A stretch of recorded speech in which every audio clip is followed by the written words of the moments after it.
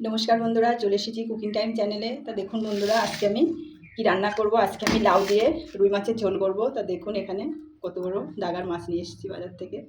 এই যে দেখুন লাউ নিয়ে এসেছি। তো প্রথমে আমি মাছটা ধুয়ে নেব, লাউটা কেটে নেব। এই যে বন্ধুরা, লাউটা কেটে নিয়েছি, একটু মোটা মোটা করে কেটেছি। মাছটা ধুয়ে নিয়েছি, কড়াইটা বসিয়ে দিয়েছি, লবণ হলুদ মাখিয়ে নেব, মাছটা ভেজে নেব।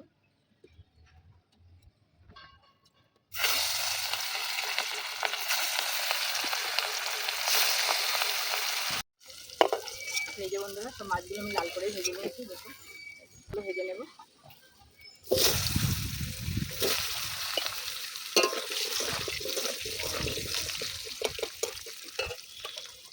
ভেজে নিয়েছি, তেল দিয়ে দেব, জিরে ফোড়ন দেব।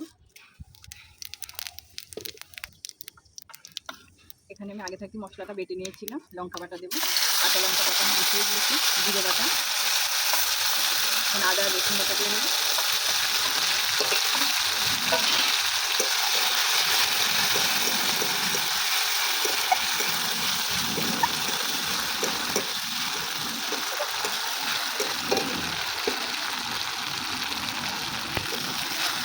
মশলাটা আমি একটু হালকা করে কষিয়ে নিয়েছি, লাউটা দিয়ে দেবো।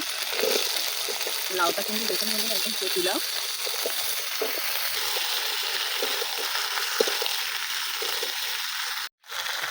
লবণ দেবো, হলুদ গুঁড়ো, ভাজা আলুটাও দিয়ে দেবো। একটু ভালো করে কষিয়ে নিতে হবে।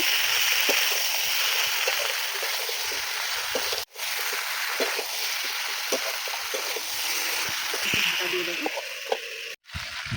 এই যে বন্ধুরা, এইভাবে আমি লাউটা কষিয়ে নিয়েছি। এই যে দেখুন, এবার আমি জল দিয়ে দেবো। বেশি জল দেবো না, লাউটা এমনি সিদ্ধ হয়ে গেছে, অল্পই জল দেবো। এই যে বন্ধুরা দেখুন, লাউটা গলে গেছে। ভাজা মাছটা দিয়ে দেবো। দেখুন পেটিগুলো কত বড় বড় সাইজে।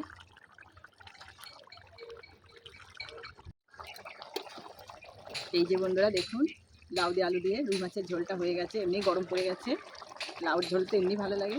আমি পাটা গরম মশলা দিয়ে দেবো।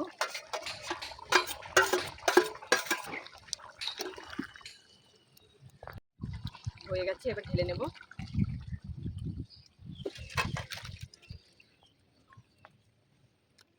দেখুন বন্ধুরা, রংটা কত সুন্দর হয়েছে।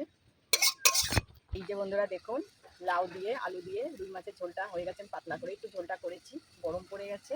তা বন্ধুরা, আমার লাউ দিয়ে আলু দিয়ে রুই মাছের রেসিপিটা কেমন হয়েছে অবশ্যই কমেন্টে জানাবে। আর নতুন বন্ধু হলে সাবস্ক্রাইব করবে।